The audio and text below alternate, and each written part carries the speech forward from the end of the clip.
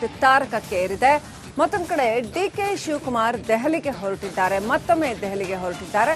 ಯಾತಕ್ಕೋಸ್ಕರ ಮತ್ತೆ ದೆಹಲಿಗೆ ಹೊರಟಿದ್ದಾರೆ ನೋಡಿ. ಕಾಂಗ್ರೆಸ್ನಲ್ಲಿ ನವೆಂಬರ್ ಕ್ರಾಂತಿ ಕಿಚ್ಚು. ದೆಹಲಿ ಯಾತ್ರೆಗೆ ಸಜ್ಜಾದ ಡಿಸಿಎಂ ಡಿಕೆಶಿ. ನವೆಂಬರ್ ಕ್ರಾಂತಿ ಸದ್ದುಗದ್ದಲ ಆರಂಭ. ಕುರ್ಚಿ ಕದನಕ್ಕೆ ಒಳಗೆ ಬಿಡ್ತಾ ರಣಕಹಳೆ. ಇಲ್ಲಿ ಯಾರ ಮಾತಿಗೂ ಕಿಮ್ಮತ್ತಿಲ್ಲ ಅಂತ ಕ್ರಾಂತಿವೀರರಿಗೆ ಕೌಂಟರ್ ಕೊಟ್ಟಿದ್ರು ಡಿಸಿಎಂ ಡಿಕೆಶಿ. ಅದಾಗಲೇ ಡೆಲ್ಲಿ ಟೂರ್ಗೆ ಡಿಸಿಎಂ ಡಿಕೆ ಶಿವಕುಮಾರ್ ಸಜ್ಜಾಗಿದ್ದಾರೆ. ಇಂದು ಸದ್ದಿಲ್ಲದೆ ಕೆಎಸ್ ಹೆಸರಲ್ಲಿ 2 ದಿನ ದೆಹಲಿ ದಂಡಯಾತ್ರೆ ಮಾಡುತ್ತಿದ್ದಾರೆ ಟ್ರಬಲ್ ಶೂಟರ್ ಡಿಕೆಶಿ.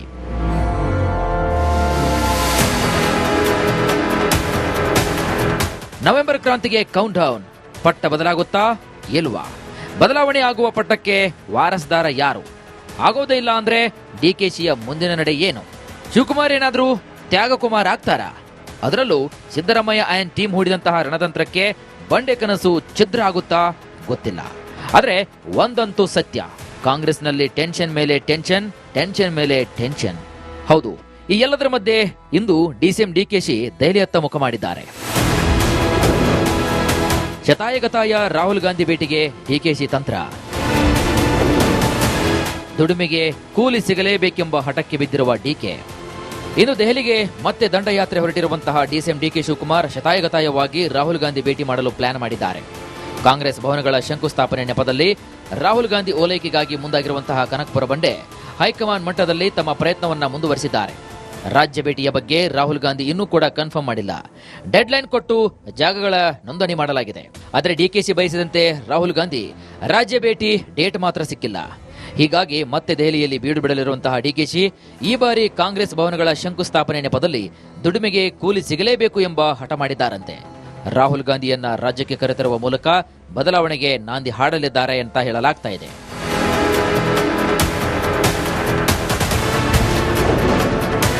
ನವೆಂಬರ್ 11ರಿಂದ ಪಟ್ಟದ ಫೈಟ್ ಚುರುಕು. ನಾಯಕತ್ವ ಬದಲಾವಣೆ ವಿಚಾರವಾಗಿ ನವೆಂಬರ್ 11ರ ಬಳಿಕ ರಾಜ್ಯದಲ್ಲಿ ಬೆಳವಣಿಗೆ ತೀವ್ರಗೊಳ್ಳುತ್ತಾ ಇದೆ. ಕಾಂಗ್ರೆಸ್ ಮೂಲಗಳ ಪ್ರಕಾರ ಸಿಎಂ ವಿಚಾರವಾಗಿ ಡಿಕೆಶಿ ಆಪ್ತರು ಚರ್ಚೆಯನ್ನು ತೀವ್ರಗೊಳಿಸಲಿದ್ದಾರೆ. ಈ ಮೂಲಕ ಹೈಕಮಾಂಡ್ ಗಮನವನ್ನು ಸೆಳೆಯುವ ಪ್ರಯತ್ನ ಕೂಡ ಶುರುವಾಗಲಿದೆ. ಸದ್ಯ ಬಿಹಾರ ಚುನಾವಣೆಯ ಹಿನ್ನೆಲೆಯಲ್ಲಿ 2 ಬಣ ಸೈಲೆಂಟ್ ಆಗಿದೆ. ಆದರೆ ಚುನಾವಣೆಯ ಬಳಿಕ ತಮ್ಮ ಹಕ್ಕು ಮಂಡಿಸಲು ಆಂತರಿಕವಾಗಿ ತಂತ್ರಗಾರಿಕೆ ನಡೀತಾ ಇದೆ. ಇದು ಯಾವ ಸ್ವರೂಪವನ್ನು ಪಡೆದುಕೊಳ್ಳಲಿದೆ ಎಂಬುದೇ ಕುತೂಹಲ.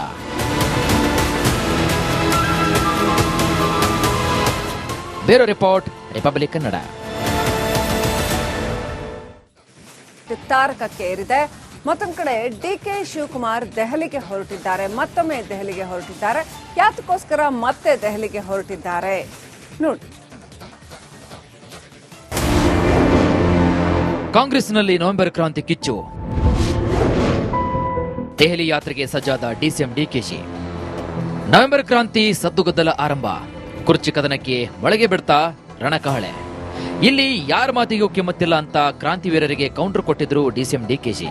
ಅದಾಗಲೇ ಡೆಲ್ಲಿ ಟೂರ್ಗೆ ಡಿಸಿಎಂ ಡಿಕೆ ಶಿವಕುಮಾರ್ ಸಜ್ಜಾಗಿದ್ದಾರೆ. ಇಂದು ಸದ್ದಿಲ್ಲದೆ ಕೆಎಸ್ ಹೆಸರಲ್ಲಿ 2 ದಿನ ದೆಹಲಿ ದಂಡಯಾತ್ರೆ ಮಾಡುತ್ತಿದ್ದಾರೆ ಟ್ರಬಲ್ ಶೂಟರ್ ಡಿಕೆಶಿ.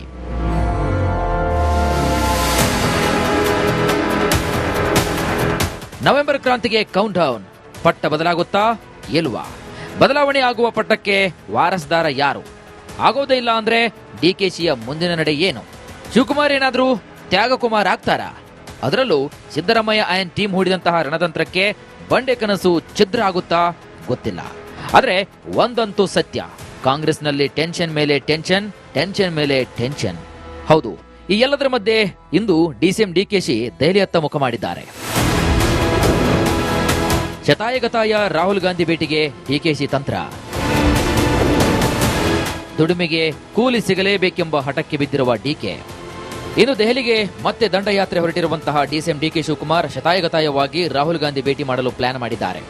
ಕಾಂಗ್ರೆಸ್ ಭವನಗಳ ಶಂಕುಸ್ಥಾಪನೆ ನೆಪದಲ್ಲಿ ರಾಹುಲ್ ಗಾಂಧಿ ಓಲೈಕೆಗಾಗಿ ಮುಂದಾಗಿರುವಂತಹ ಕನಕಪುರ ಬಂಡೆ ಹೈಕಮಾಂಡ್ ಮಟ್ಟದಲ್ಲಿ ತಮ್ಮ ಪ್ರಯತ್ನವನ್ನ ಮುಂದುವರೆಸಿದ್ದಾರೆ. ರಾಜ್ಯ ಭೇಟಿಯ ಬಗ್ಗೆ ರಾಹುಲ್ ಗಾಂಧಿ ಇನ್ನೂ ಕೂಡ ಕನ್ಫರ್ಮ್ ಮಾಡಿಲ್ಲ. ಡೆಡ್ಲೈನ್ ಕೊಟ್ಟು ಜಾಗಗಳ ನೋಂದಣಿ ಮಾಡಲಾಗಿದೆ. ಆದರೆ ಡಿಕೆಶಿ ಬಯಸಿದಂತೆ ರಾಹುಲ್ ಗಾಂಧಿ ರಾಜ್ಯ ಭೇಟಿ ಡೇಟ್ ಮಾತ್ರ ಸಿಕ್ಕಿಲ್ಲ.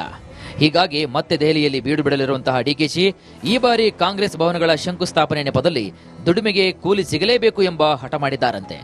ರಾಹುಲ್ ಗಾಂಧಿಯನ್ನ ರಾಜ್ಯಕ್ಕೆ ಕರೆತರುವ ಮೂಲಕ ಬದಲಾವಣೆಗೆ ನಾಂದಿ ಹಾಡಲಿದ್ದಾರೆ ಅಂತ ಹೇಳಲಾಗ್ತಾ ಇದೆ.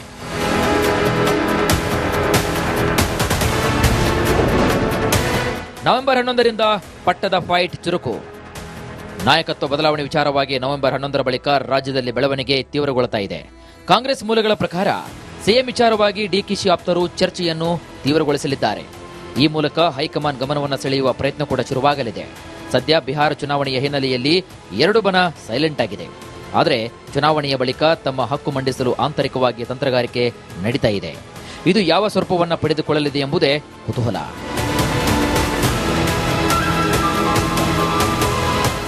Bureau report, republic Kannada.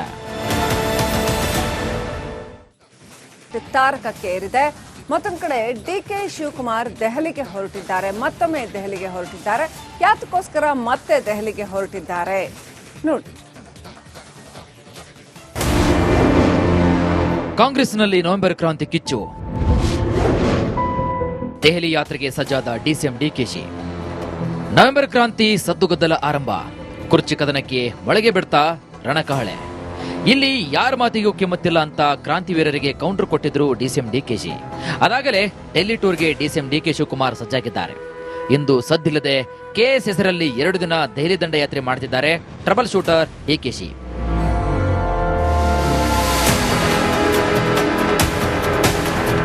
November ಕ್ರಾಂತಿಗೆ ಕೌಂಟ್ ಡೌನ್. ಪಟ್ಟ ಬದಲಾಗುತ್ತಾ ಇಲ್ವಾ? ಬದಲಾವಣೆ ಆಗುವ ಪಟ್ಟಕ್ಕೆ ವಾರಸ್ದಾರ ಯಾರು? ಆಗೋದೇ ಇಲ್ಲ ಅಂದ್ರೆ ಡಿಕೆಶಿಯ ಮುಂದಿನ ನಡೆ ಏನು? ಶಿವಕುಮಾರ್ ಏನಾದ್ರೂ ತ್ಯಾಗಕುಮಾರ್ ಆಗ್ತಾರಾ? ಅದರಲ್ಲೂ ಸಿದ್ದರಾಮಯ್ಯ ಆಯನ್ ಟೀಮ್ ಹೂಡಿದಂತಹ ರಣತಂತ್ರಕ್ಕೆ ಬಂಡೆ ಕನಸು ಛಿದ್ರ ಆಗುತ್ತಾ ಗೊತ್ತಿಲ್ಲ. ಆದ್ರೆ ಒಂದಂತೂ ಸತ್ಯ, ಕಾಂಗ್ರೆಸ್ನಲ್ಲಿ ಟೆನ್ಷನ್ ಮೇಲೆ ಟೆನ್ಷನ್, ಟೆನ್ಷನ್ ಮೇಲೆ ಟೆನ್ಷನ್. ಹೌದು, ಈ ಎಲ್ಲದರ ಮಧ್ಯೆ ಇಂದು ಡಿಸಿಎಂ ಡಿಕೆಶಿ ದೆಹಲಿಯತ್ತ ಮುಖ ಮಾಡಿದ್ದಾರೆ. ಶತಾಯಗತಾಯ ರಾಹುಲ್ ಗಾಂಧಿ ಭೇಟಿಗೆ ಡಿಕೆಶಿ ತಂತ್ರ. ದುಡಿಮೆಗೆ ಕೂಲಿ ಸಿಗಲೇಬೇಕೆಂಬ ಹಠಕ್ಕೆ ಬಿದ್ದಿರುವ ಡಿಕೆ.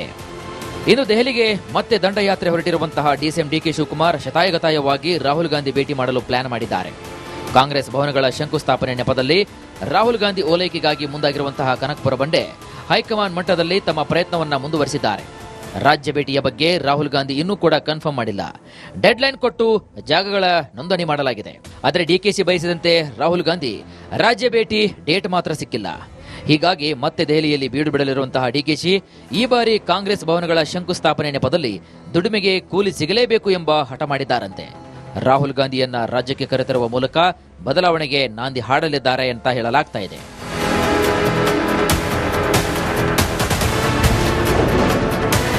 ನವೆಂಬರ್ 11ರಿಂದ ಪಟ್ಟದ ಫೈಟ್ ಚುರುಕು. ನಾಯಕತ್ವ ಬದಲಾವಣೆ ವಿಚಾರವಾಗಿ ನವೆಂಬರ್ 11ರ ಬಳಿಕ ರಾಜ್ಯದಲ್ಲಿ ಬೆಳವಣಿಗೆ ತೀವ್ರಗೊಳ್ಳುತ್ತಾ ಇದೆ. ಕಾಂಗ್ರೆಸ್ ಮೂಲಗಳ ಪ್ರಕಾರ ಸಿಎಂ ವಿಚಾರವಾಗಿ ಡಿಕೆಶಿ ಆಪ್ತರು ಚರ್ಚೆಯನ್ನು ತೀವ್ರಗೊಳಿಸಲಿದ್ದಾರೆ. ಈ ಮೂಲಕ ಹೈಕಮಾಂಡ್ ಗಮನವನ್ನು ಸೆಳೆಯುವ ಪ್ರಯತ್ನ ಕೂಡ ಶುರುವಾಗಲಿದೆ. ಸದ್ಯ ಬಿಹಾರ ಚುನಾವಣೆಯ ಹಿನ್ನೆಲೆಯಲ್ಲಿ ಎರಡು ಬಣ ಸೈಲೆಂಟ್ ಆಗಿದೆ. ಆದರೆ ಚುನಾವಣೆಯ ಬಳಿಕ ತಮ್ಮ ಹಕ್ಕು ಮಂಡಿಸಲು ಆಂತರಿಕವಾಗಿ ತಂತ್ರಗಾರಿಕೆ ನಡೀತಾ ಇದೆ. ಇದು ಯಾವ ಸ್ವರೂಪವನ್ನು ಪಡೆದುಕೊಳ್ಳಲಿದೆ ಎಂಬುದೇ ಕುತೂಹಲ.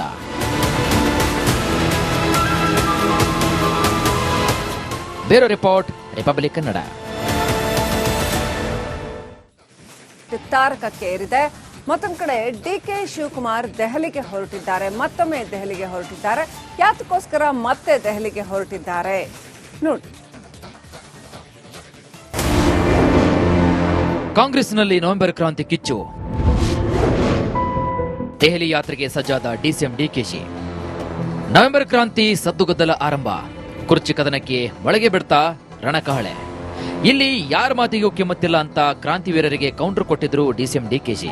ಅದಾಗಲೇ ಡೆಲ್ಲಿ ಟೂರ್ಗೆ ಡಿಸಿಎಂ ಡಿಕೆ ಶಿವಕುಮಾರ್ ಸಜ್ಜಾಗಿದ್ದಾರೆ. ಇಂದು ಸದ್ದಿಲ್ಲದೆ ಕೆಎಸ್ ಹೆಸರಲ್ಲಿ 2 ದಿನ ದೆಹಲಿ ದಂಡಯಾತ್ರೆ ಮಾಡ್ತಿದ್ದಾರೆ ಟ್ರಬಲ್ ಶೂಟರ್ ಡಿಕೆಶಿ.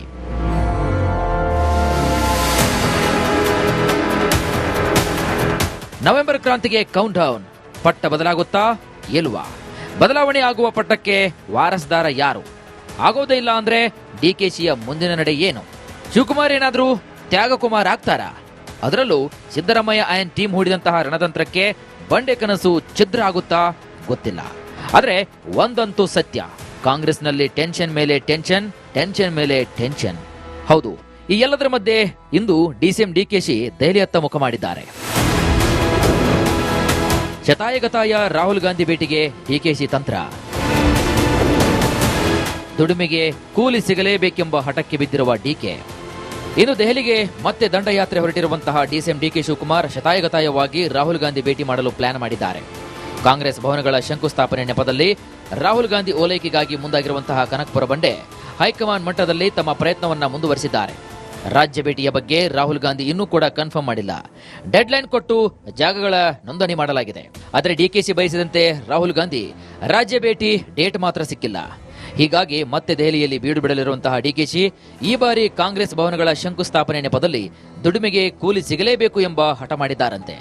ರಾಹುಲ್ ಗಾಂಧಿಯನ್ನ ರಾಜ್ಯಕ್ಕೆ ಕರೆತರುವ ಮೂಲಕ ಬದಲಾವಣೆಗೆ ನಾಂದಿ ಹಾಡಲಿದ್ದಾರೆ ಅಂತ ಹೇಳಲಾಗ್ತಾ ಇದೆ.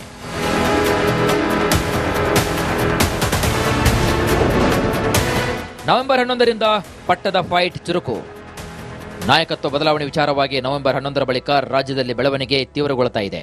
ಕಾಂಗ್ರೆಸ್ ಮೂಲಗಳ ಪ್ರಕಾರ ಸಿಎಂ ವಿಚಾರವಾಗಿ ಡಿಕೆಶಿ ಆಪ್ತರು ಚರ್ಚೆಯನ್ನು ತೀವ್ರಗೊಳಿಸಲಿದ್ದಾರೆ. ಈ ಮೂಲಕ ಹೈಕಮಾಂಡ್ ಗಮನವನ್ನು ಸೆಳೆಯುವ ಪ್ರಯತ್ನ ಕೂಡ ಶುರುವಾಗಲಿದೆ. ಸದ್ಯ ಬಿಹಾರ ಚುನಾವಣೆಯ ಹಿನ್ನೆಲೆಯಲ್ಲಿ ಎರಡು ಬಣ ಸೈಲೆಂಟ್ ಆಗಿದೆ. ಆದರೆ ಚುನಾವಣೆಯ ಬಳಿಕ ತಮ್ಮ ಹಕ್ಕು ಮಂಡಿಸಲು ಆಂತರಿಕವಾಗಿ ತಂತ್ರಗಾರಿಕೆ ನಡೀತಾ ಇದೆ. ಇದು ಯಾವ ಸ್ವರೂಪವನ್ನು ಪಡೆದುಕೊಳ್ಳಲಿದೆ ಎಂಬುದೇ ಕುತೂಹಲ.